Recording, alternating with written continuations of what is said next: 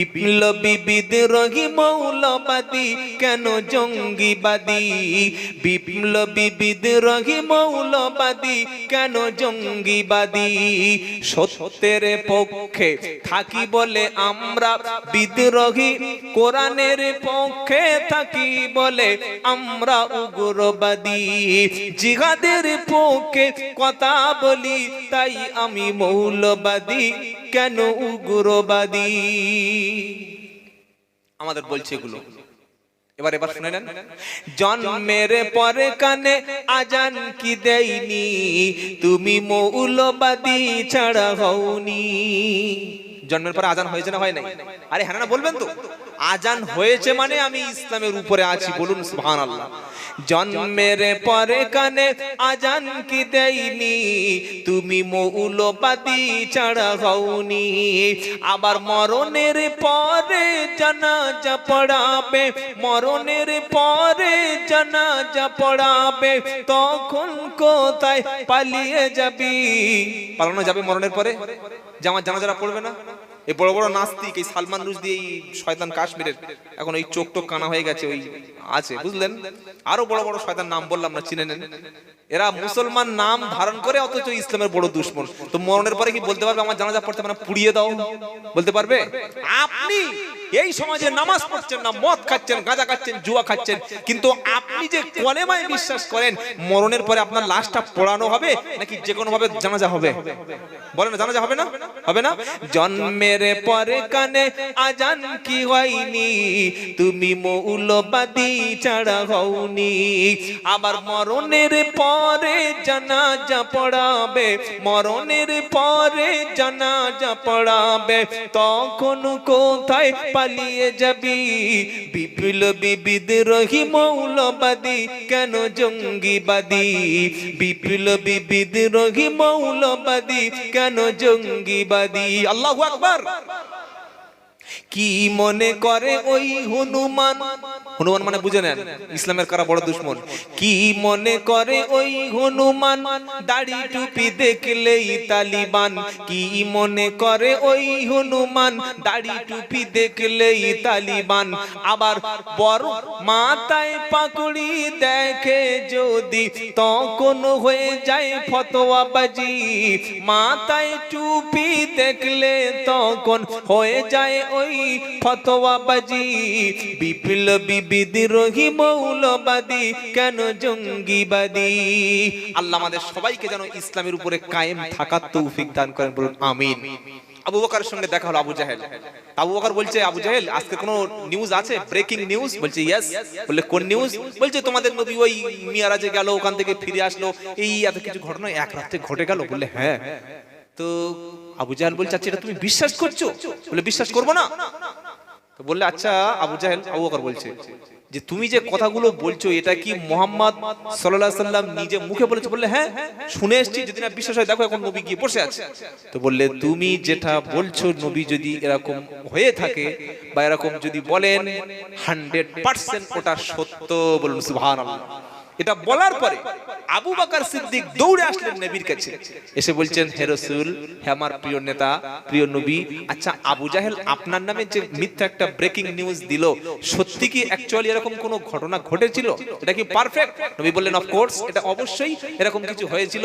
আল্লাহর নবী বলছেন আবু বকর তুমি কি বিশ্বাস করো না? কে বলছেন? বিশ্বনবী।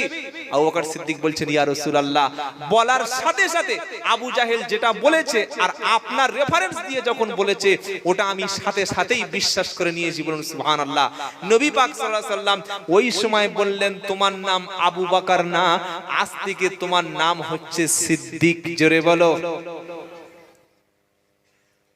যার সকাল থেকে সন্ধ্যা পর্যন্ত মুখে একটা সত্য কথা বার হয় না, মিথ্যে কথার ঝুলি নিয়ে বসে আছে, তারা বলছে আমরা সিদ্দিক। এই বাবাজিরা সোনালেরা, আমি আব্দুল্লাহ জুবায়ের শেখ আপনাদের বলে দিচ্ছি, শুনে রাখেন। আপনার টাইটেল লস্কর হতে পারে, মন্ডল হতে পারে, গাজী হতে পারে, কিন্তু বিশ্বনবী কি বলে গেছে? বিশ্বনবী বললেন, কোন মানুষ যখন সত্যের উপরে থাকবে, কোন মানুষ যদি সত্য পথে থাকে, কোন মানুষ যদি হকের উপরে থাকে, সত্য কথা যখন মানুষ বলতে শুরু করবে, ওই ব্যক্তির নামটা আল্লাহর কাতারে একসময় সিদ্দিক হিসাবে কবুল হবে। ইন্নামাল মুমিনুনা আল্লাযীনা বিল্লাহি ওয়া রাসূলিহি সুম্মা লাম ইয়ারতাবু ওয়াজাহিদু ফি সাবিলিল্লাহ। আল্লাহ পাক শোনাচ্ছে, নিশ্চয়ই মুমিন হচ্ছে তারা যারা আল্লাহর উপরে ঈমান আনে, রাসূলের উপরে ঈমান আনবে যারা, আর ওর উপরে কোনো সন্দেহ পোষণ করবে না। আল্লাহ পাক শোনাচ্ছে, উলাইকা হুমুস সিদ্দিকুন, ওরা হলো সত্যবাদী সিদ্দিক। জোরে বলো। আপনার টাইটেল হালদার হতে পারে, টাইটেল মন্ডল হতে পারে, টাইটেলটা গাজী হতে পারে, আপনি যদি 5 ওয়াক্ত নামাজটা পড়েন, আপনার বাড়িতে যদি ইসলামের আদব কায়দা থাকে, বাপ মার সঙ্গে ভালো ব্যবহারটা যদি থাকে, আপনার কথার দ্বারায় কাজে ব্যবহারে প্রতিবেশী কষ্ট যদি না পায়, আপনার নামটা আল্লাহর দরবারে সিদ্দিক হিসাবে কবুল হবে। বংশের কোনো গরম আল্লাহর কাছে চলে না, বংশের কোনো লকাব আল্লাহর কাছে চলে না। কিয়ামতের দিন শুধু একটাই মাত্র পরিচয় হবে। প্রথমে আল্লাহ জানতে চাইবে তুমি কোরআনের সাথী হিসাবে ছিলে কিনা, তুমি সত্যবাদীর সঙ্গে ছিলে কিনা। আল্লাহ পাক শোনাচ্ছে, ইয়া আইয়ুহাল্লাযীনা আমানুত্তাকুল্লাহা ওয়া কুনু মা'আস সাদিকিন। 11 পারা 5 পৃষ্ঠা 5 নম্বর লাইনের 119 নম্বর আয়াত, সূরার নাম তাওবা। আল্লাহ পাক বলছে, হে বিশ্ববাসী শুনে রাখো, আমি আল্লাহ তোমাদের বলছি, আল্লাহকে দেখে শুধুমাত্র ভয় করবে, সত্যবাদীদের সাথে থাকবে। কাদের সাথে বলো? সত্যবাদী। সত্যবাদী হচ্ছে তারা কোরআনের পথে, দ্বীনের পথে, ইসলামের পথে, আল্লাহর রাস্তায় পড়ে আছে যারা। প্রকৃত সত্যবাদী হচ্ছে তারা। তো নবীকে দুটো মানে উপাধি দেয়া হয়েছিল, একটা সিদ্দিক মানে as-সাদিক, আর একটা কি বললাম ভুলে গেছেন, আলামিন। একটা বিশ্বাসী এবং একটা সত্যবাদী। কিন্তু 40 বছর বয়সে আল্লাহ পাক বলছে, নবী আপনি তো সমাজ থেকে দুটো লকাব, দুটো উপাধি, দুটো ডিগ্রি পেয়েছেন। বললেন, হ্যাঁ, একটা সিদ্দিক, সবাই আপনাকে সত্যবাদী বলে, আর সবাই আপনার উপরে বিশ্বাস করে। সবাই যখন বিশ্বাসটা করে নিয়েছে, সবাই যখন সিদ্দিক হিসাবে আপনাকে ভেবেই নিয়েছে, এবার আপনি মুখ থেকে যেটা বলবেন সেটাও তারা মেনে নেবে। জোরে বলে। তা আপনি কি করবেন? ও আংদির আশিরাতাকাল আকরাবিন।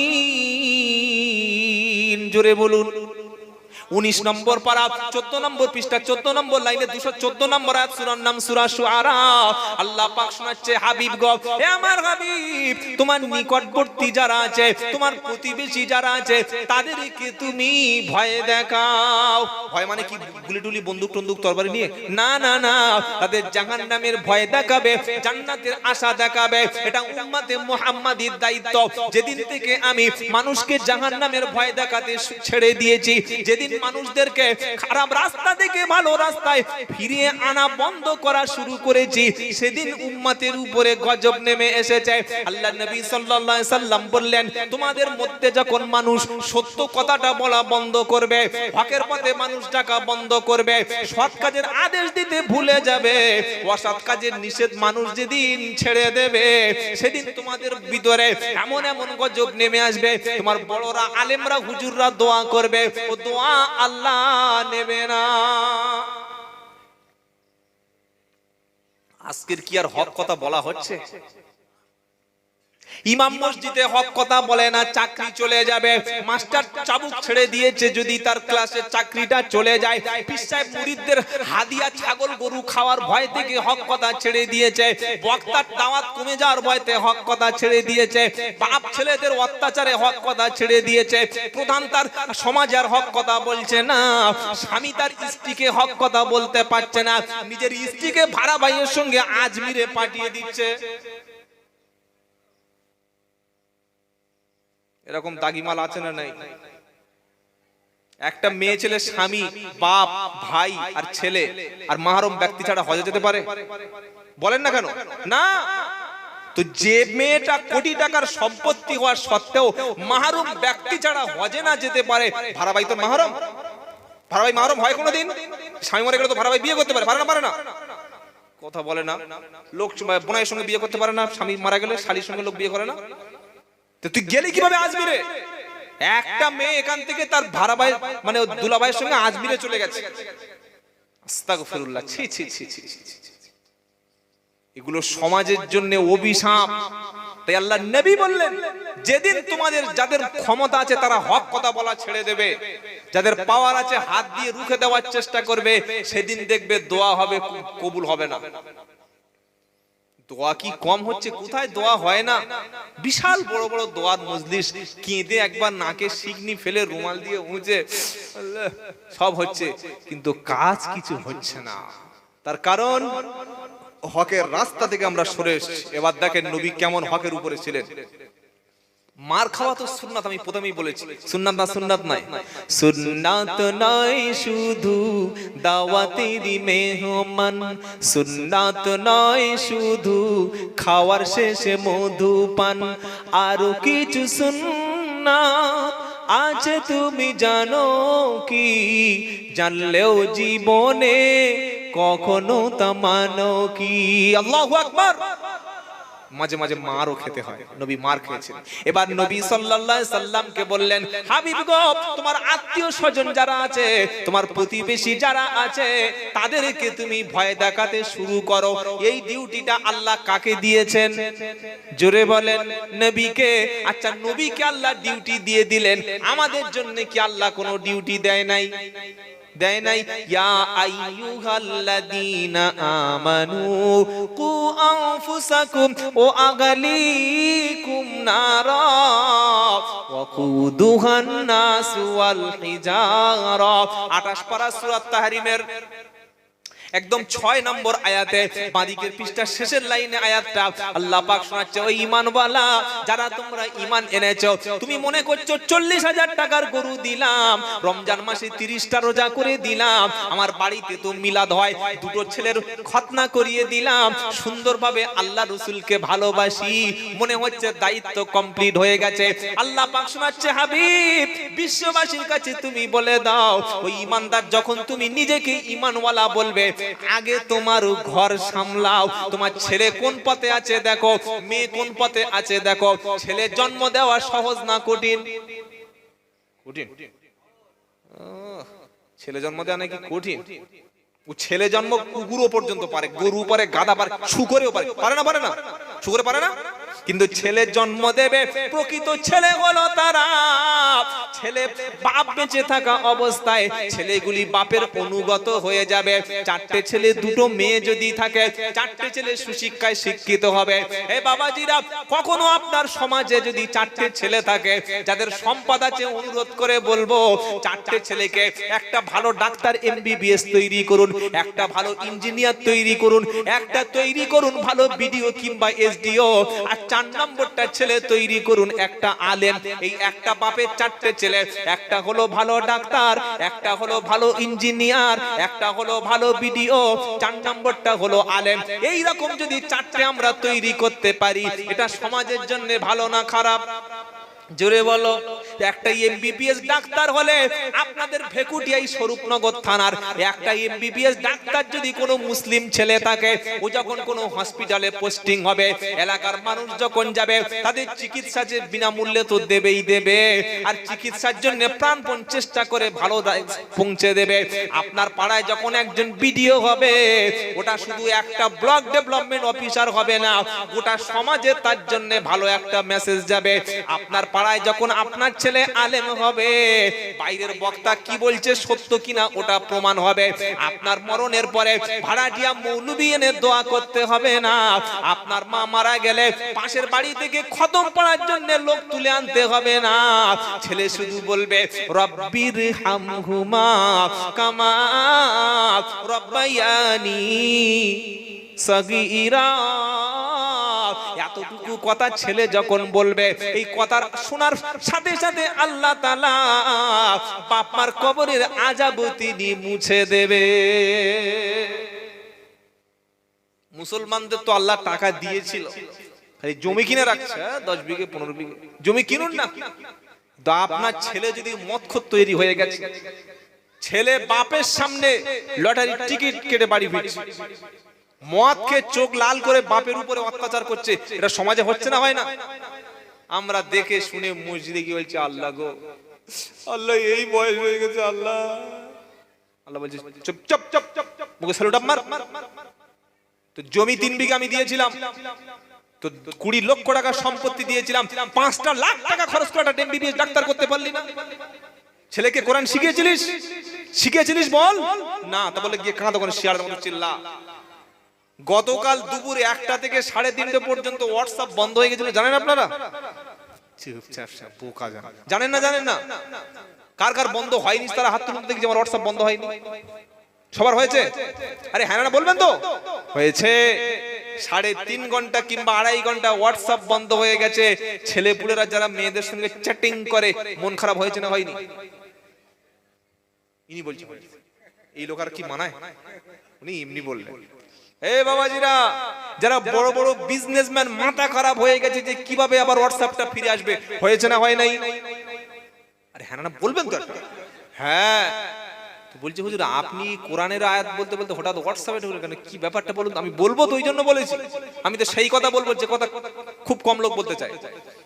2.5 ঘন্টা হোয়াটসঅ্যাপ বন্ধ হলো, বিশ্বের বড় বড় বিজনেসম্যান গুলোর মাথায় হাত, যে আমরা ব্যবসার এই ইনফরমেশন গুলো, আমরা যখন ব্যবসার ইনফরমেশন, যখন আমরা টাকা ট্রানজাকশন করি, ইনফরমেশন গুলো কিভাবে উপার্জনকে পাঠাবো, কিভাবে সেন্ড করব, মাথা খারাপ হয়েছে না হয়নি?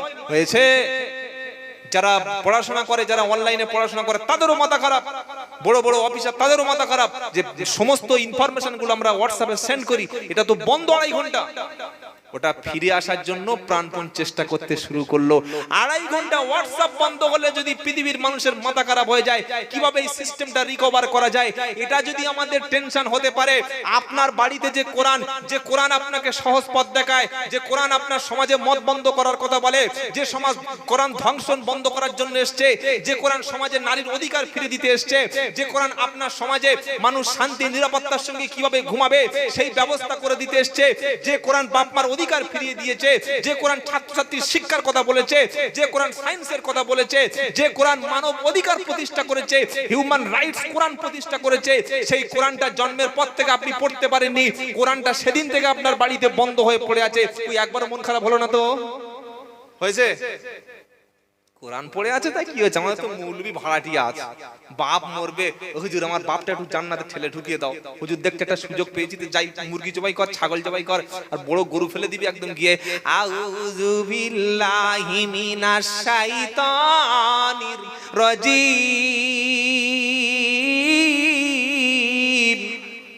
মাইয়াত কান খাড়া করে মনে করিস কি বলছে রে, হ্যাঁ এখন শয়তান তাড়াচ্ছে, আমি তো মদের থেকে বসেছিলাম, সে সময় তো শয়তান তাড়ানোর কথা মনে হয় কি বলছে না, বলে না? এই হ্যাঁ না বলেন না?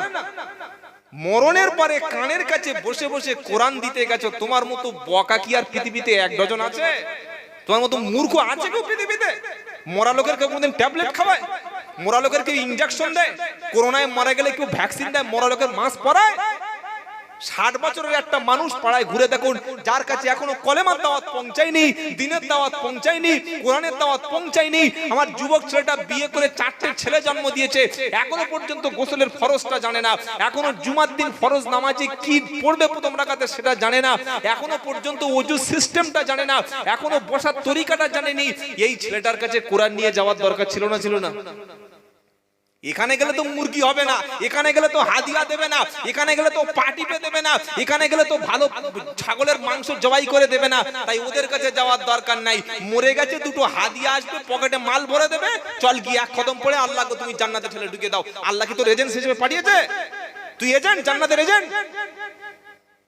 বাবাজিরা সোনারা রাগ করবেন না, কথাগুলো ভাববেন। শিক্ষিত সমাজ, যুবক ছেলেদের, ইয়ং সোসাইটির পায়ে ধরছি, তোমরা কোরআনটা পড়তে শুরু করো।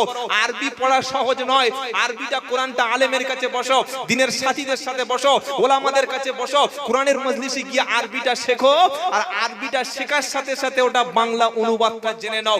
কতদিন ভণ্ডামি করে আর খেতে সুযোগ দেবে ধর্ম ব্যবসায়ীদের? কেন বলছে যে তুই কোরআন পড়িস না, কোরআন থেকে দূরে থাক?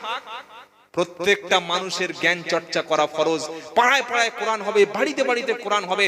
সবাই মিলে যখন কোরআনের তালিম বাড়িতে বাড়িতে হবে, বিশ্বাস করেন এখানে আল্লাহর রহমতটা বৃষ্টির মতো নাজিল হবে। জোরে বলেন।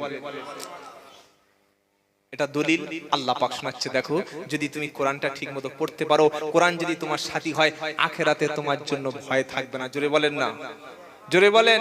ওয়াইদা কুরিআল কুরআনু ফাসতামিউ লাহু ওয়া আনসিতু লাআল্লাকুম তুরহামুন। 9 নম্বর পারা 14 নম্বর পৃষ্ঠা 12 নম্বর লাইনে 204 নম্বর আয়াত, সূরার নাম সূরা আল আ'রাফ। আল্লাহ পাক শোনাচ্ছে, যখন আমার কালাম তেলাওয়াত হবে তোমরা চুপচাপ থাকো, ধীর স্থির ভাবে শোনো, অ্যাটেনশনটা দাও, গভীর ভাবে কোরআন শুনতে থাকো। আশা করা যায় আমার রহমতটা তোমাদের উপরে নাজিল হবে। জোরে বলো। এই সোনারা লালেরা, আল্লাহর নবীর একটা সবচাইতে বড় মুজিজা ছিল কোরআন। জোরে বলেন। মুসা নবীকে আল্লাহ কিসের মুজিজা দিয়েছিল? লাঠি। লাঠি ফেলে দিলে সাপ হতো, সাপটা তুলে নিলে আবার লাঠি হয়ে যেত। নবী দাউদ বলে একটা নবী ছিলেন, ওই নবী লোহার জিনিসে হাত দিলে সাথে সাথে গলে সেটা পানি হয়ে যেত। সুলাইমান বলে একটা নবী ছিল, ওই নবী কয়েক শত কিলোমিটার রাস্তা তক্তার উপরে ভেসে ভেসে পৌঁছে যেতে পারতেন। উনি পাখির ভাষা বুঝতেন, পিপিলিকার ভাষা বুঝতেন। এক এক নবীকে এক এক মুজিজা দেওয়া হয়েছিল। মুসা নবী কবরে চলে গেছে, ওই লাঠি এখন জমিনে ফেললে আর সাপ, জোরে বলো, হবে না। দাউদ নবী চলে গেছে, এখন কোন ভণ্ড হুজুর যদি বলে লোহা চাপটা একদম নরম করে দেব, এটা শুধুমাত্র কামার পারবে, হুজুর জীবনে পারবে না। এখন কোন হুজুর যদি বলে যে আমিও মেঘের উপরে উঠে নামাজ পড়বো, বুঝতে হবে এটা সম্পূর্ণ ভণ্ডামি, কারণ কখনো কারামাত মুজিজাকে ক্রস করতে পারে না। হে বাবাজিরা, কিন্তু একটাই মাত্র বস্তু কোরআনে কারীম নবীর মুজিজা কিয়ামত পর্যন্ত টিকে থাকবে। যেদিন পৃথিবী সূর্য পশ্চিম দিক থেকে উঠবে, যেদিন পৃথিবীটা না প্রলয় হবে, যেদিন সোলার সিস্টেম ফেলিওর হয়ে যাবে, নেটওয়ার্ক সিস্টেম যেদিন ফেলিওর হয়ে যাবে, বিদ্যুৎ ব্যবস্থা যখন বিচ্ছিন্ন হবে, ইন্টারনেট ব্যবস্থা যেদিন যতদিন না বিচ্ছিন্ন হবে, ততদিন পর্যন্ত আল্লাহর নবীর কোরআনের মুজিজা বজায় থাকবে। ঘরে তোমার মূল্যবান জিনিস আছে, ঘরে তোমার আলো আছে, ওইটা খোলো, খুলে একটু পড়ো, ভাগ্যটা তাকদীরটা পাল্টে যাবে। নবী জাদু করে নাই, নবী সমাজকে কোনো জাদু দেখান নাই, কিন্তু তিনি কোরআন শুনিয়েছিলেন, আর এমন ভাবে কোরআন তিনি সমাজে প্রয়োগ করলেন, চোরগুলো এত ভালো মানুষ হয়ে গেল, চোরগুলো সম্পদের পাহারাদার হয়ে গেল। জোরে বলে। যারা খুনি, মানুষ দেখলে মানুষ হত্যা করত, সেই মানুষগুলো এত ভালো হয়ে গেল কোরআন পড়ে। তারা একটা মাছি, একটা মশা পর্যন্ত, একটা ইঁদুর, একটা বিড়াল পর্যন্ত মারতে তারা হাত কাঁপতো। যারা নারীর ইজ্জত নষ্ট করা যাদের ছিল নিত্য নৈমিত্তিক পেশা, যারা সকাল থেকে সন্ধ্যা পর্যন্ত নারী দেখলেই ইজ্জত নষ্ট করলো, ওই লোকগুলির হাতে মুহাম্মদ সাল্লাল্লাহু আলাইহি ওয়াসাল্লাম কোরআন তুলে দিলেন। আর কোরআন পড়ার পরে তারা নারীর ইজ্জত দূরের কথা, নারীর সতীত্বের পাহারাদার হয়ে গেল। জোরে বলুন। আচ্ছা, সেই কোরআনটা আছে নাকি একটু কেটে কুটে মৌলবীরা ছোটখাটো করে দিয়েছে? আছে? আছে না নেই? আছে। আমরা সবাই পড়বো, শিখবো, জানবো, আমল করব, বলুন ইনশাআল্লাহ। এছাড়া কোনো রাস্তা খোলা নাই। যে কোনো দরবারে, যে কোনো পীর সাহেবের কাছে, যে কোনো মাযহাবে, যে কোনো ইসলামপন্থী দলের কাছে যান, কোনো আমি নিষেধ করব না, কিন্তু জান্নাতের রাস্তাটা শুধুমাত্র বলে দিতে পারে আল্লাহর কোরআন।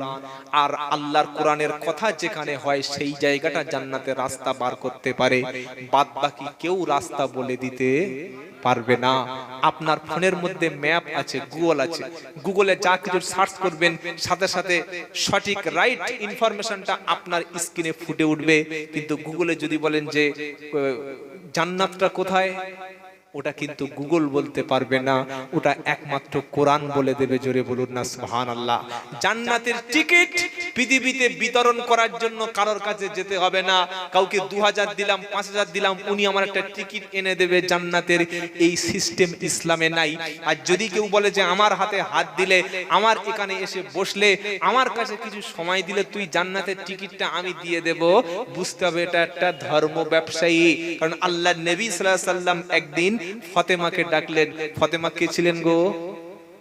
আল্লাহর নবীর কলিজার টুকরা গো, নবী হাসানকে ডাকলেন, হুসাইনকে ডাকলেন রাদিয়াল্লাহু তাআলা আনহুমা, নবী হযরত আলীকে ডাকলেন নিজের জামাই, ডেকে এক জায়গায় বসিয়েছে। যেমন আমরা শ্বশুর জামাই এক জায়গায় বসে আলোচনা করি না? বছরে বাড়িতে জলসা হবে, জামাই এসছে, মেয়ে এসছে, শ্বশুর আছে, নাতি আছে, সবাই আছে, তখন বিভিন্ন গল্প হয়, জামাই তোমার বাড়িতে ব্যবসা কেমন চলছে, সব গল্প করি। কিন্তু আল্লাহর নবী তিনি তো এক্সট্রাঅর্ডিনারি, অসাধারণ, তার কথাগুলো অসাধারণ। তিনি আলোচনা যখন করতেন জান্নাত জাহান্নামের কথা, বলুন সুবহানাল্লাহ। নবী ডেকে বলছে, ফাতেমা, হে মা তুমি শুনে রাখো, তুমি কিয়ামতের দিন যদি এই কথা বলো যে আল্লাহ তাআলা, আমার আব্বা তো বিশ্ব নবী ছিলেন, কারণ আল্লাহর নবী সাল্লাল্লাহু আলাইহি সাল্লাম সম্পর্কে হাদিসে বলা হয়েছে মিশকাতের মধ্যে, কিয়ামতের দিন সর্বপ্রথম বিশ্ব নবী তিনি গিয়ে সর্বপ্রথম জান্নাতের গেটে দাঁড়িয়ে যাবে। জোরে বলেন। ভিতর থেকে জান্নাতের দ্বাররক্ষী, জান্নাতের গেটম্যান নাম হলো তার রিজওয়ান। এই রিজওয়ান ফেরেশতা বিশ্ব নবীকে উপাত থেকে জিজ্ঞাসা করবে যে আপনি কে? ওই সময় বলবেন আমি হলাম মুহাম্মাদুর রাসূলুল্লাহ। জোরে বলুন সাল্লাল্লাহু আলাইহি সাল্লাম। আল্লাহর নবী পাক সাল্লাল্লাহু আলাইহি সাল্লাম যখন নিজের আইডেন্টিটিটা দিয়ে দেবে, নিজের পরিচয় যখন দিয়ে দেবে, ভিতর থেকে জান্নাতের ফেরেশতা তখন বলবে, হাবিব গো, সর্বপ্রথম আল্লাহ আমাকে নির্দেশ দিয়েছে আপনার জন্য যেন দরজাটা সবার আগে খুলে দিই, আর আপনি যদি না এসে পৃথিবীর অন্য কেউ আসতেন, হাবিব গো, জান্নাতের দরজা আপনি ছাড়া অন্য কারোর জন্য খোলার অনুমতি ছিল না। জোরে বলো সুবহানাল্লাহ। সে হাবিব দেখে বলছে, ফাতেমা, কিয়ামতের দিন যেন তুমি আমাকে, নবীর বেটি আমার জন্য জান্নাত খুলে দাও, এই পরিচয়ে তুমি নাজাত পাবে না। তুমি আখিরাতে যদি বলো যে রাসূলের বেটি তো আমি, আমার রক্ত কত দামি, আমার রক্তের মধ্যে রাসূলের রক্ত আছে, রক্তের গরম দেখাচ্ছে যারা, ওদেরকে একবার হাদিসটা কি পড়ে না, ওরা কি জানে না ইসলামে রক্ত গরম চলে না? সেদিন নবী বলছেন, বেটি ফাতেমা, তুমি যদি বলো আমার শিরার মধ্যে রাসূলের রক্ত আছে, আমার দেহের মধ্যে খাতামুন নবীর রক্ত আছে, এই রক্ত পরিচয় দিয়ে তুমি কখনো জান্নাত খুলে যেতে পারবে না। নবী ডেকে বলছে, হাসান রে, আমি তোমাকে কলিজার চাইতে বেশি ভালোবাসি, আমি তোমাকে অনেক মহব্বত করি। হাসানকে ডান দিকে উরুতে বসিয়ে নিলে আর হোসেনকে বাম উরুতে বসিয়ে নিয়ে নবী বলছেন, হাসান হোসেন দুগালে দুটো চুমা দিয়ে বলছে, তোমরা আমার নাতি হতে পারো। কিয়ামতের দিন যদি বলো যে আমার নানা নবী ছিল, নানার অজুহাত দিয়ে জান্নাতটা খুলে দাও, এই ওসিলা হিসাবে তুমি পার হবে না। নবী ডেকে বলছেন, আলী, আমি বিশ্ব নবী, বিশ্ব হাবিব, তুমি আমার জামাই, আমার কলেজার টুকরা মেয়েকে নিয়ে তুমি সংসার করছো। কিয়ামতের দিন তুমি যদি বলো যারে আমার শ্বশুর তো নবী, আমাকে ছেড়ে দাও, এই অজুহাত দেখিয়ে তুমি কখনো পার হতে। এটা আমি বানিয়ে বলছি নাকি হাদিসে আছে? আর এটা যদি মিথ্যা হয়, একজন আলেম এসে বলুক যেটা মিথ্যা কথা, আমি এখানে কান ধরে 5 বার উঠবোস খাবো। বলুক একজন এসে যে না এরকম নবী বলেনি, বলুক, সঙ্গে সঙ্গে 5 বার উঠবোস খাবো। আর এই সম্পর্কে আল্লাহ কোরআনে কি বলছে বা শুনেন, এটা তো হাদিস বললাম, আর কোরআন শোনেন। কুল উল মা কুনতু বিদআম মিনার রুসুল মা আদরি মা ইফআলু বি ওয়ালা বিকুম। আমার কথা দামি না ওলামার কথা দামি, আরেকটা হুজুরের কথা দামি না আল্লাহ তার রাসূলের কথাটা দামি? জোরে বলো।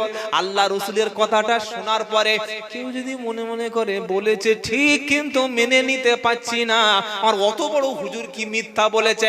এই বাবাজি, আল্লাহর কালামের উপরে, নবীর হাদিসের উপরে পৃথিবীর কোন হুজুরের কথা চলবে না। আল্লাহ যেটা বলে সেটাই সত্য, আর অন্য কারোর কথা সত্য না। নবীজি বলছেন, সূরার নাম সূরা কফ, সূরাটার নাম হচ্ছে কফ, 1 নম্বর লাইনের 9 নম্বর আয়াত। আল্লাহ পাক 26 পারা, কুল মা কুনতু বিদআম মিনার রাসূল। আল্লাহ পাক বলছে, হাবিব এই মেসেজটা তুমি শুনিয়ে দাও যে তুমি কোন নতুন রাসূল নাও। তোমার আগে ঈসা রাসূল ছিল, তোমার আগে মুসা বলে একজন তিনিও রাসূল ছিলেন, তোমার আগে দাউদও তিনি নবী ছিলেন, তিনিও রাসূল ছিলেন। অসংখ্য অসংখ্য নবী রসুল ছিলেন, নবী তুমি নতুন কোন রসুল নও। আর এটাও তুমি বলে দাও, মা আদরি মা ইফআলু বি ওয়ালা বিকুম, হাবিব এটাও তুমি শুনিয়ে দাও। নবী বলছে শোনো ফাতেমা, নবী বলছে আলী তুমি শোনো, আমি নবী জানি না কিয়ামতের দিন আল্লাহ আমার সাথে কি ব্যবহার করবে, এটা আমি জানি না। আর আমি নবী এটাও জানি না তোমাদের সাথে কি ব্যবহার হবে, এসব কিছুই আমি জানি না। একজন সাহাবা বলছেন, হুজুর আপনি কি জান্নাতে যাবেন? সুবহানাল্লাহ বলবেন না? এই প্রশ্নটা কত কুইন্টাল ওজন আপনি জানেন? ধরুন আপনাদের ইমাম সাহেব নামাজ পড়াচ্ছে, জুমার নামাজ আদায় করিয়ে উনি মসজিদ থেকে বার হলেন। একটা এরকম 28-30 বছরের ছেলে সবে নামাজ পড়ছে, তাই টাড়ি রেখেছে।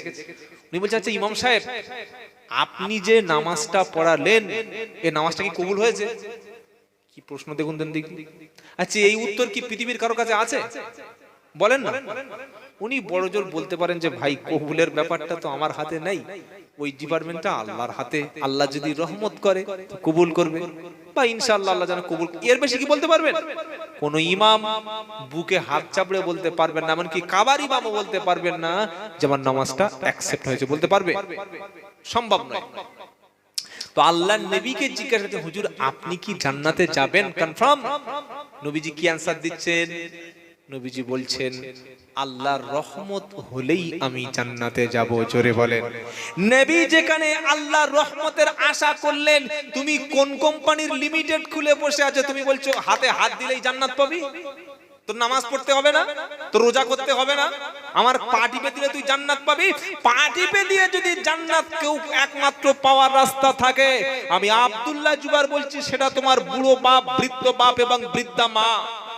এই দুজনের পাটা টেপো, দুজনের পায়ের কাছে বসে দোয়া চাও, দুজনের পায়ে একটু মেসেজ করে দাও, তাদের শারীরিক কষ্টটা একটু দূর করে দাও, তাদের মনের কাছে মুখের কাছে ভালো খাবারটা নিয়ে একটু বসো, তাহলে এই দুজনের খেদমতের মাধ্যমে জান্নাত পাবে। নবী বলছে হুমা জান্নাতুকা নারুক, তোমার বাপ এবং তোমার মা তোমার জন্য জান্নাত এবং জাহান্নাম। জোরে বলে। বাপ মার পায়ে জীবনে কখনো হাত দেয় নাই, বাপ মার শরীরটা কখনো সাবান দিয়ে ধোয়ার সুযোগ হয় নাই, বাপ মাকে কখনো একটু আপেল কেটে খাওয়াতে পারে নাই, বাপের জন্য ভালো লুঙ্গি একটা কখনো কিনে দেয় নাই, বড় মুরগিটা জবাই করে মাথাটা কখনো বাপকে খেতে দেয় নাই, বাজার থেকে ভালো ফলটা কেটে কখনো বাপের জন্য পাঠায় নাই, এখান থেকে 5টা ভালো ঘি আর একদম বড় ইলিশ মাছ কিনে হুজুর এনেছি, দোয়া করো যেন আমার মেয়েটা বিয়ে হয়ে যায়। এইরকম কতদিন আর চলবে ধর্মের নামে ব্যবসা? খাওয়াতে যদি কখনো হয় তোমার বাপটাকে খাও, খাওয়াতে যদি কখনো হয় মাটাকে খাও, ওটাই তোমার জন্য দোয়া করলে কোনো হুজুর লাগবে না, কোনো পিসাব লাগবে না, মা বাপের দোয়ায় তোমার জান্নাত ওয়াজিব। জোরে বলুন। এটা কি মাথায় বিশ্বাস হচ্ছে আপনাদের? বিশ্বাস হবে কি করে? মাথায় তো ভাইরাস ঢুকিয়ে দিয়েছে, আমার সঙ্গে না থাকলে তুই জান্নাত জাহান্নামে চলে যাবি।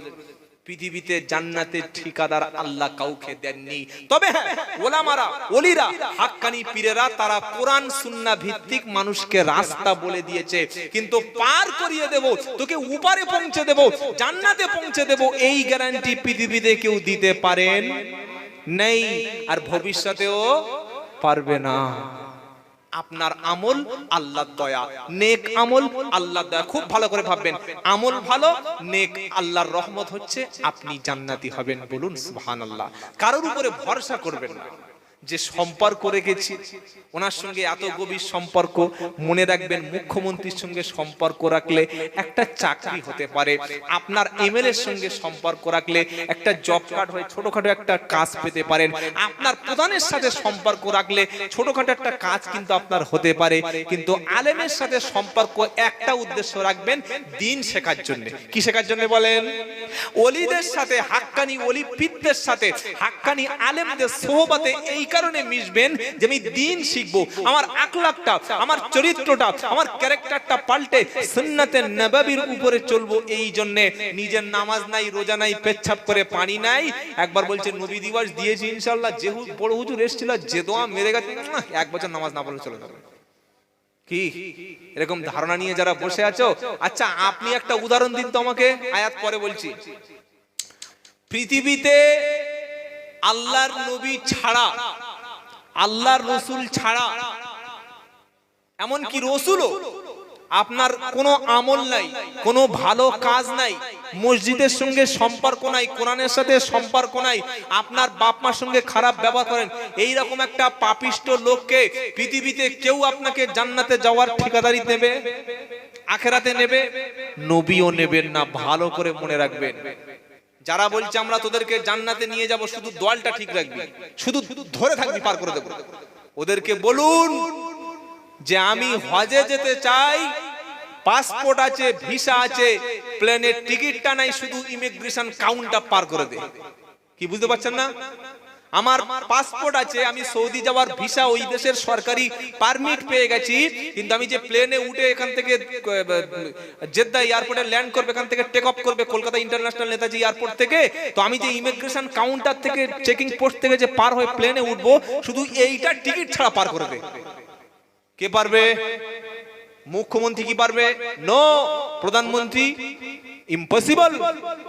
যত বড় পাওয়ারফুল লোক হোক, আইনের কাছে আপনি জিরো, ওখানে টিকিট দেখাতেই হবে।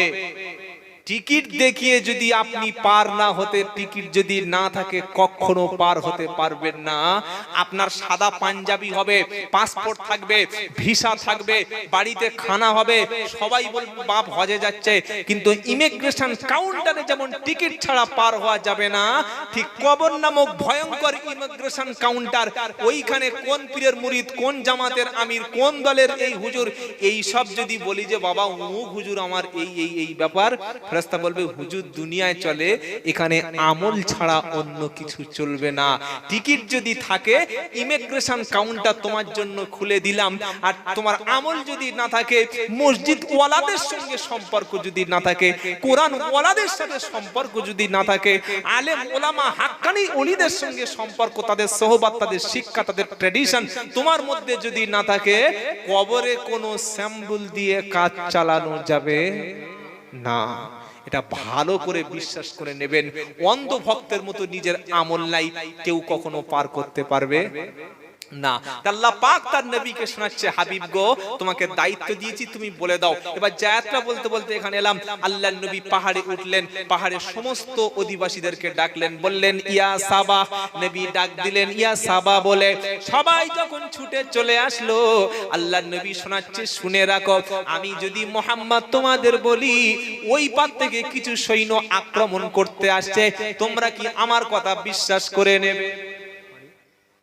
নবীজির কথা শুনে সবাই এক বাক্যে বলল, মুহাম্মদ সাল্লাল্লাহু আলাইহি ওয়াসাল্লাম, আপনি এতদিন যা বলেছেন আমরা শুনেছি, জেনেছি, কখনো আপনাকে অস্বীকার করিনি। আর আজকের আপনি যে কথা বলছেন, আজকের আপনি যে বলছেন যে ওপারে শত্রুরা আছে, এটা আমরা বিশ্বাস করে নেব, কারণ আপনি as-সাদিক, সত্যবাদী। জোরে বলো।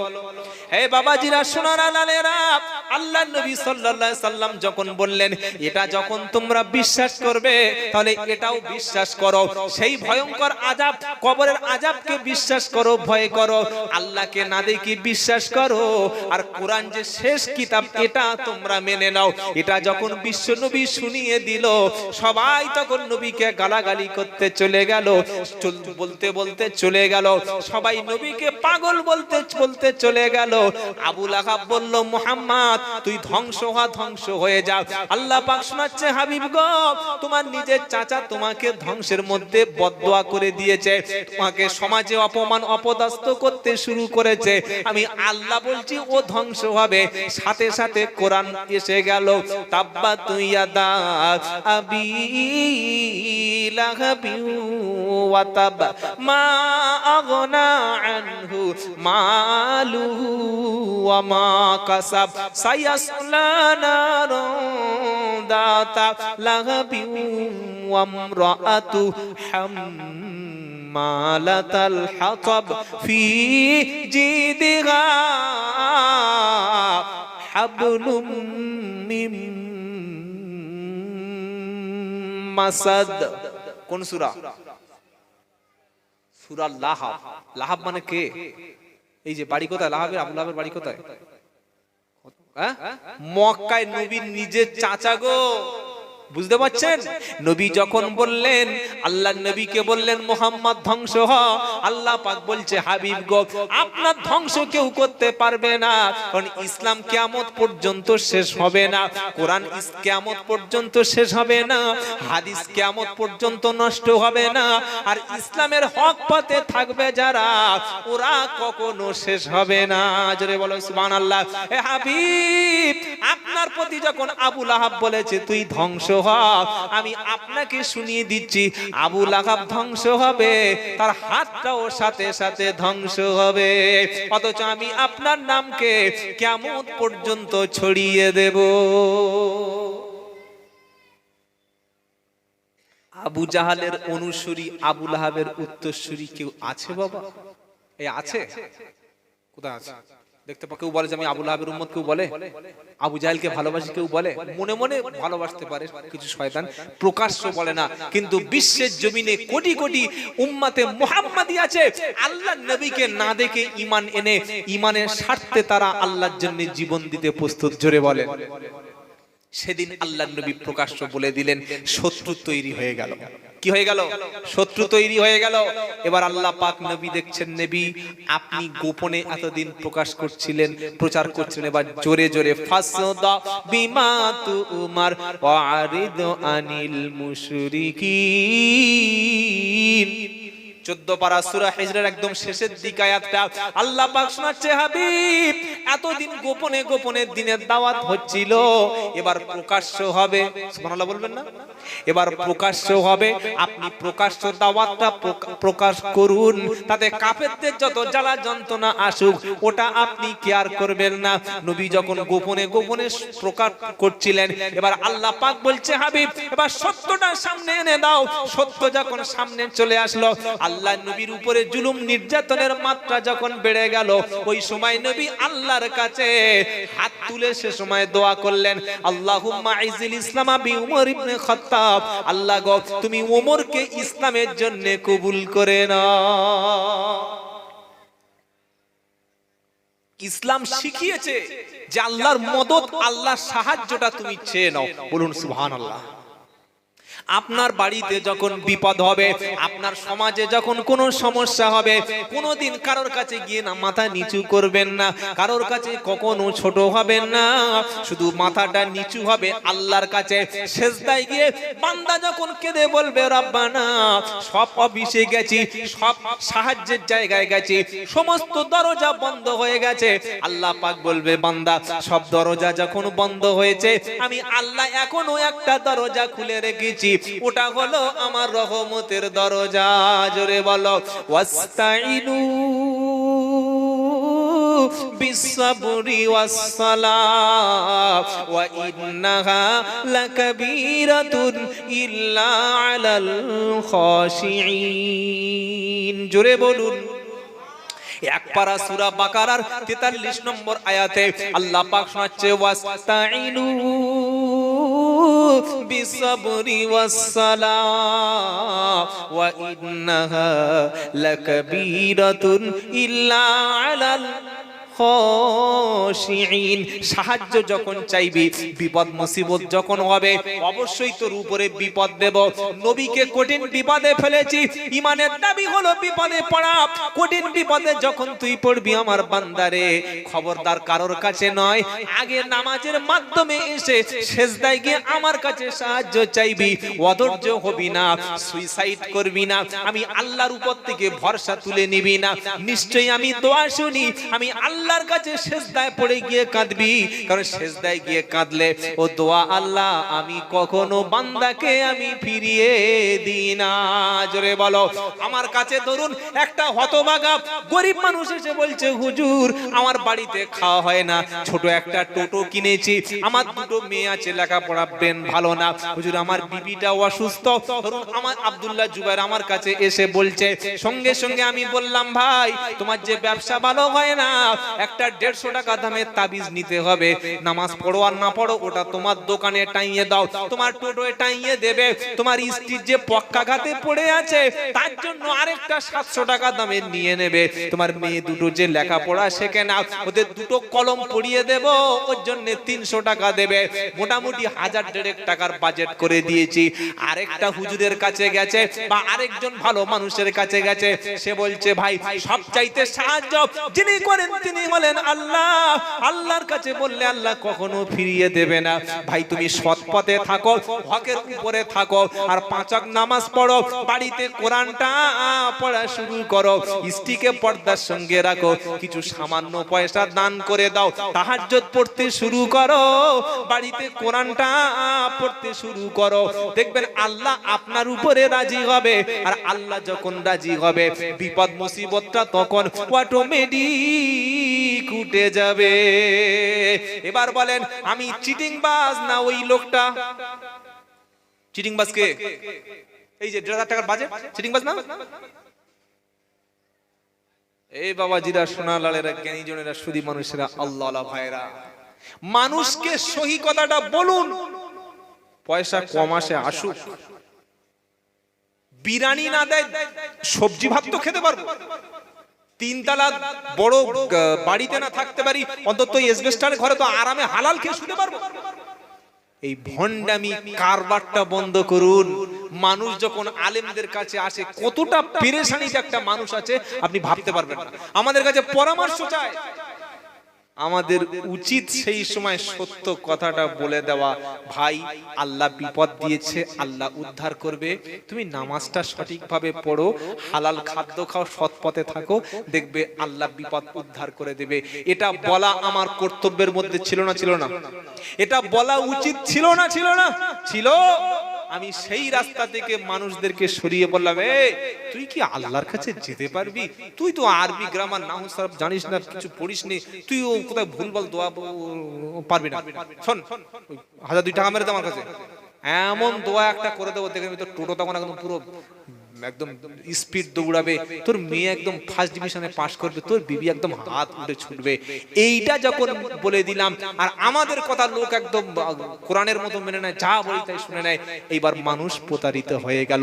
প্রতারিত হওয়ার আগে হাক্কানি ওলামাদের মজলিসে বসবেন, যেখানে কোরআন শিক্ষা দিচ্ছে ওই মজলিসে একটু 2 দিন যাবেন, নিজের ভুল চিন্তা ভাবনাটা পরিবর্তন করে নিয়ে আর আমল করার আগে আগে দুটো আলেমকে জিজ্ঞাসা করবেন যে দুটো মৌলবী দুরকম বললো কোনটা করব।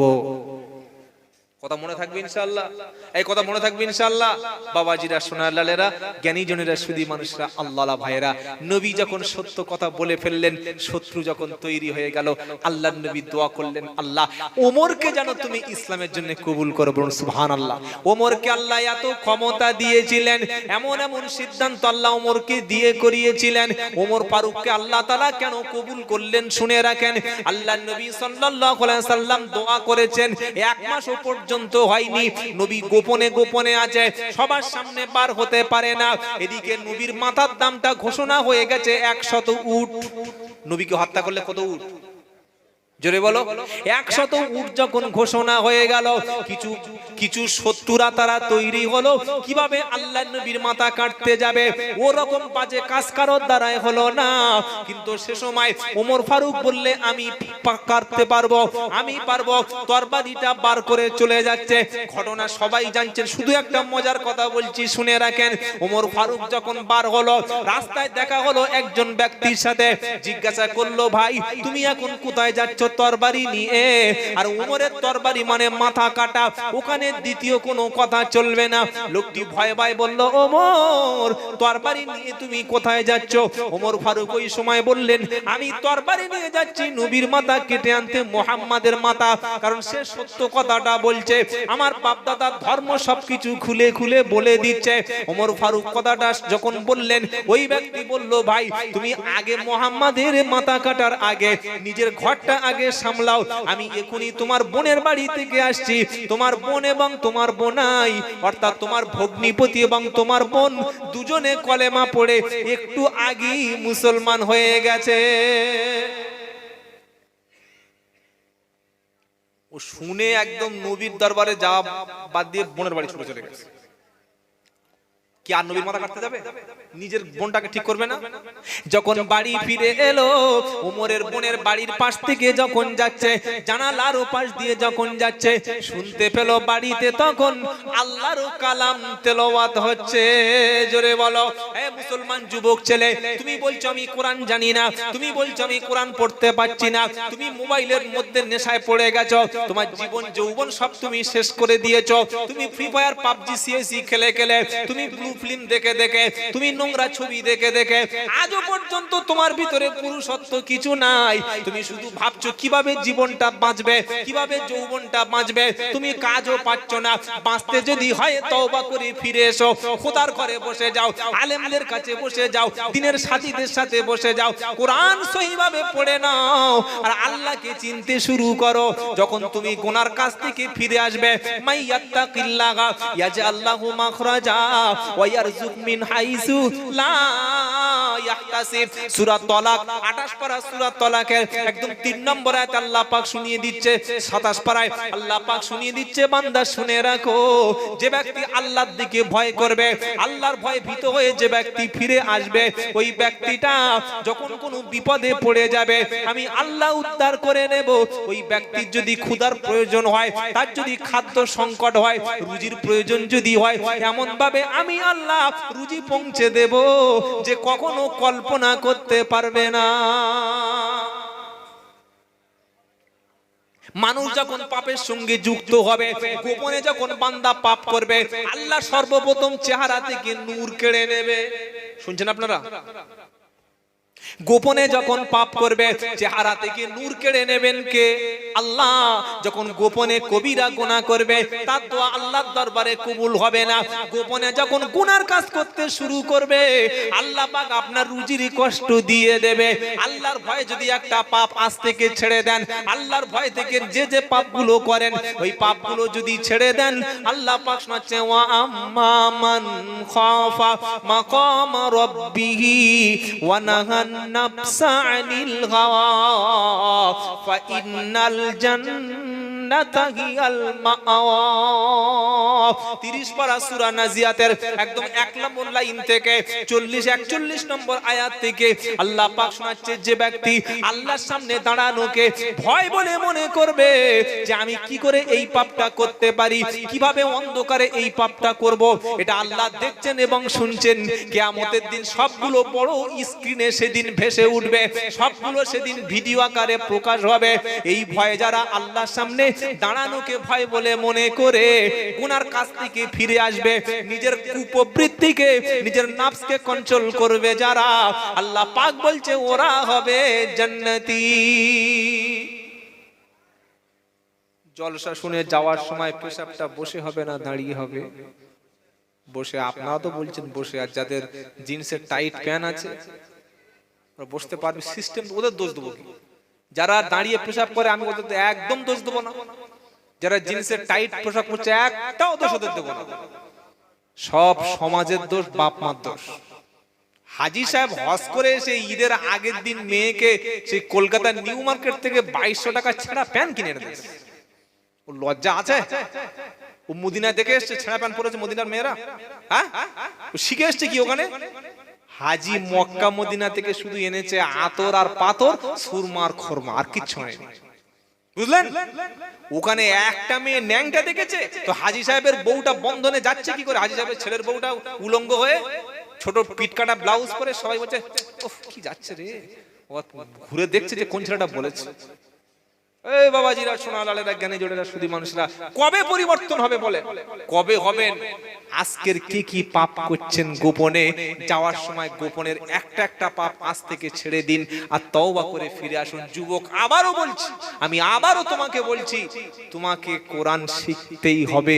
সমাজ ব্যবস্থাটা তোমার উপরে দাঁড়িয়ে আছে, তোমাকে ধ্বংস করে দিচ্ছে মদ, তোমাকে ধ্বংস করে দিচ্ছে অবৈধ নারী, তোমাকে ধ্বংস করে দিচ্ছে ফোনের গেমগুলি, তোমাকে ধ্বংস করে দিচ্ছে ইন্টারনেট। তুমি এর থেকে বার হয়ে এসো, তোমাকে ডাক্তার হতেই হবে, তোমাকে ভালো মাস্টার হতেই হবে, তোমাকে ভালো একজন আইনজীবী হতেই হবে, সমাজের জন্য তোমার কাজ করতে হবে।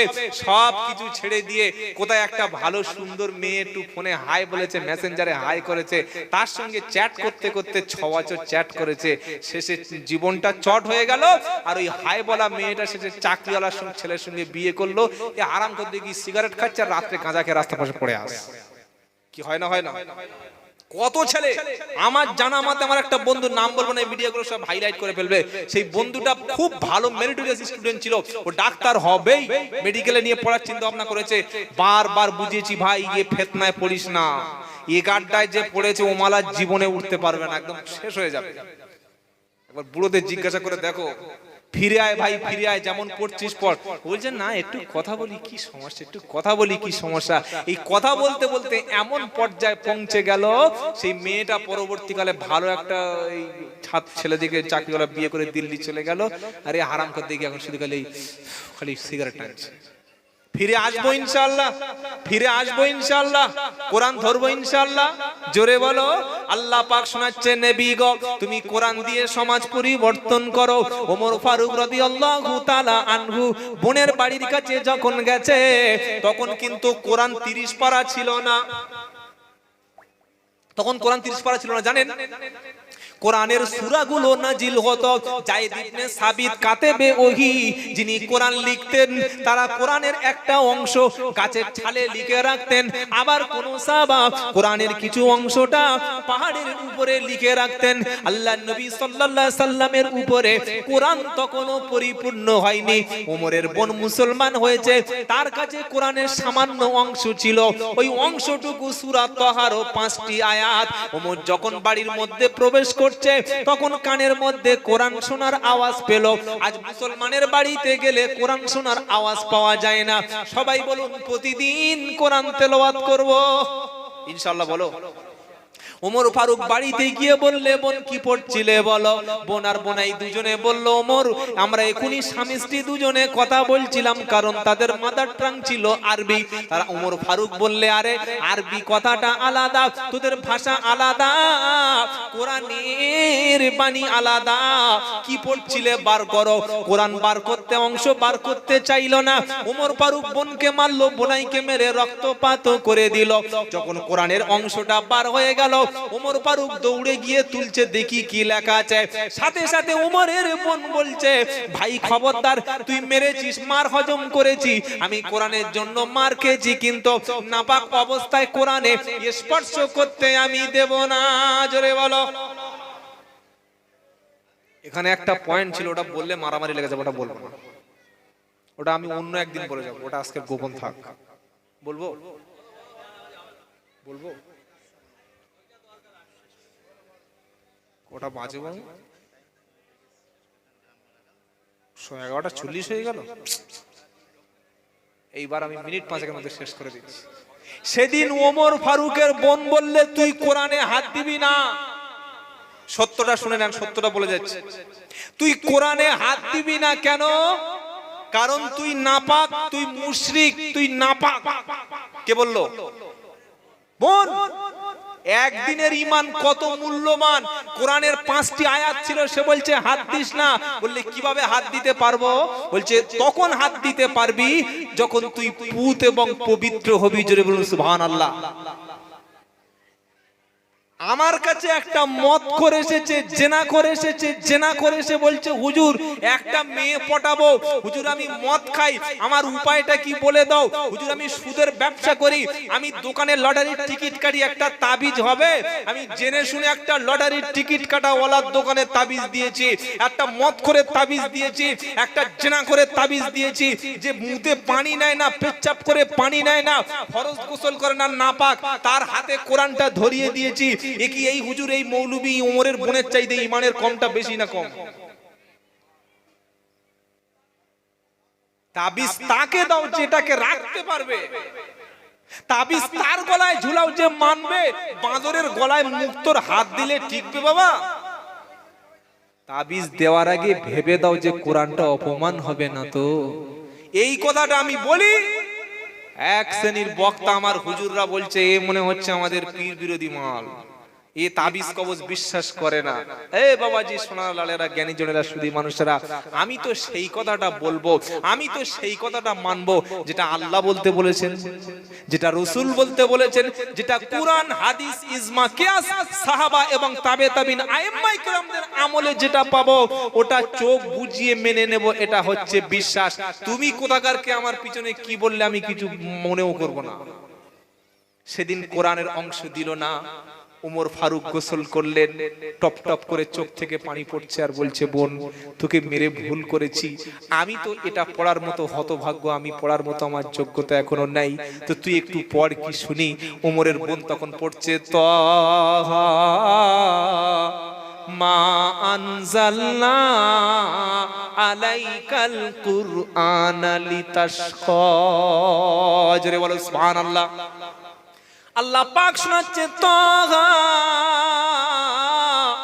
তাহা, তাহা এর মানে তাহা, মা আনজালনা, আহা আমি নাজিল করি নাই, আলাইকা আপনার উপরে, মা আনজালনা আলাইকাল কুরআনা লিতাশকা। হাবিব গো আমি কোরআনটা আপনার উপরে এই জন্য পাঠালাম না যে কোরআন যাদের কাছে থাকবে তারা ভাগ্য খারাপ হবে, যাদের হাতে কোরআন থাকবে তারা বিপদে পড়বে, তারা কষ্ট পাবে, এজন্য কোরআন দিলাম না, বরং কোরআন যাদের হাতে থাকবে তারা দেশ পরিচালনা করবে। জোরে বলো সুবহানাল্লাহ। সেদিন ওমর ফারুক কেঁদে ফেললেন, তওবা করে বললেন বোন আমি কলেমা পড়ি। ওমরের বোন বললেন না, তুমি একটা লিডার হয়ে চলে যাবে নবীর দরবারে, ওখানে গিয়ে তওবা পড়ো, কলেমা পড়ো। দরবারে নিয়ে চলে যাচ্ছে, নবীর সামনে সাহাবারা দাঁড়িয়ে আছে, নবীকে বলছেন হুজুর ওমর আসছে আপনাকে মারবে। নবী তো বুঝতে পেরেছেন কদিন আগে যে দোয়া করেছি ও দোয়া আল্লাহ কবুল করে নিয়েছে। যারে বলো সুবহানাল্লাহ। আল্লাহর নবী পাক সাল্লাল্লাহু আলাইহি সাল্লামের কাছে ওমর গেলেন, তরবারিটা হাত থেকে ফেলে দিয়ে নবীর হাত ধরে সাথে সাথে চুমা খেয়ে তওবা পড়লেন। জোরে বলো। হে বাবাজিরা, জীবনে কখনো যদি কারোর হাতে চুমা খেতে হয় ওটা তোমার বাপের হাত, মনে থাকবে। চুমা যদি জীবনে খেতে হয় ওটা মায়ের হাতে চুমা খাও। আর পা যদি কখনো ধরতে হয় তোমার আব্বা আম্মারও পাটা ধরে ক্ষমা চেয়ে নাও। আমার মতো হতভাগা আরেক ডজন হুজুর, আরেক ডজন পীর সাহেবের পা ধরে কাঁদছে, বলছে বাবা দোয়া করো বাগান জ্বলে যাচ্ছে কি। আর ওদিকে বাপ মাকে বাড়ি থেকে বার করে দিয়েছে। এর মতো নিমক হারাম কখনো মুসলমান হতে পারে না। নবীজি সেদিন বললেন ওমর তুমি কি ভালো হবে না? ওমর সেদিন বললেন রাসূল গো আমি তো পরিবর্তন হতে এসেছি। পড়ে নিলেন লা ইলাহা ইল্লাল্লাহু মুহাম্মাদুর রাসূলুল্লাহ সাল্লাল্লাহু আলাইহি ওয়াসাল্লাম। বাবাজি কথা এখানে শেষ করব, আর কথা বলবো না। যেহেতু গ্রাম্য এলাকা, রুরাল এলাকা, আপনারা সারাদিন অনেক পরিশ্রম করেন, আমি যাওয়ার আগে আপনাদের কাছে এই দাবিটা কি করতে পারবো যে সবাই আমরা কোরআন শিখবো ইনশাআল্লাহ, বলেন না? আরেকটা দাবি করব, সেটা হচ্ছে এই আমাদের সমাজটা আজকের ধ্বংসের পথে নেমে গেছে। শিক্ষা নাই বলে, ঐক্য নাই বলে আমরা একে অপরকে কাফের বলি। ও ওর পিছনে নামাজ হবে না রে, ওই বক্তা দাওয়াত করিস না, ও আমাদের দলের না, বলি না। এই সব বলবেন না। কে কোন দলের যা পারে করুক, যিনি কলেমা পড়েছেন, যিনি কোরআন সুন্নাহ মতে চলেন, যিনি আমাদের আল্লাহকে আল্লাহ বলে মানেন, রাসূলকে রাসূল বলে মানেন, কবরকে ভয় করেন, আখিরাতকে বিশ্বাস করেন, তিনি আমার ভাই। বলুন সুবহানাল্লাহ। তাবলীগ ভাই, ফুরফুরা আমার ভাই, আজানগাছি আমার ভাই, হানাফি, শাফি, হাম্বলি, মালিকি, কাদরিয়া, চিশতিয়া, দেওবন্দি, নকশবন্দি, আমরা সবাই হলাম কলেমার ভাই। বলুন না সুবহানাল্লাহ। রাস্তা ডেস্টিনেশন, গন্তব্যস্থল হচ্ছে শিয়ালদা। কেউ বাসে যাবে, কেউ ট্রেনে যাবে, কেউ বাইকে যাবে, কেউ লরিতে যাবে, কেউ প্রাইভেট কারে যাবে, যে যে দল করছে সবাই কিন্তু জান্নাতে যাবে। তবে হ্যাঁ, নিজেদের মধ্যে মারামারি যেন করবেন জোরে বলুন না। এতক্ষণ যে কথাগুলো বললাম আল্লাহ তাআলা আমাদের সেগুলো আমল করার তৌফিক দান করুক।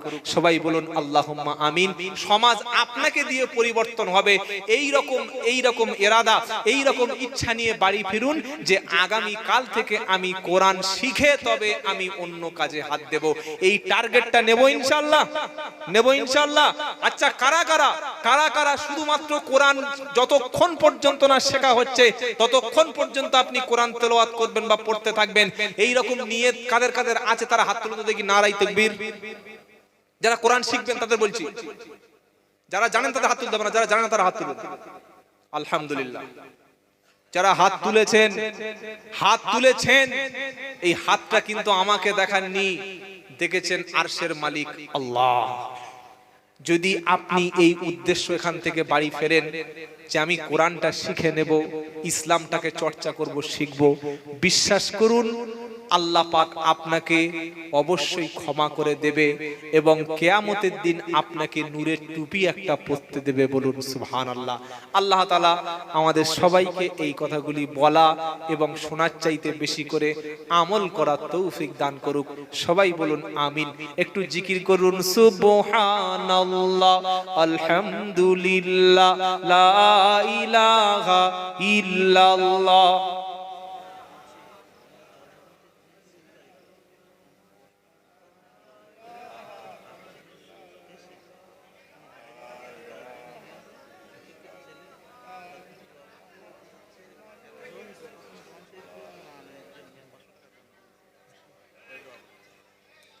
প্রিয় ভাইরা, আপনারা এতক্ষণ এখানে খাওয়ার ব্যবস্থা আমাদের এই যারা কমিটির ভাইরা আছেন তারা খাওয়ার ব্যবস্থা আপনাদের জন্য করেছেন। প্লিজ এতক্ষণ দাঁড়িয়েছিলেন,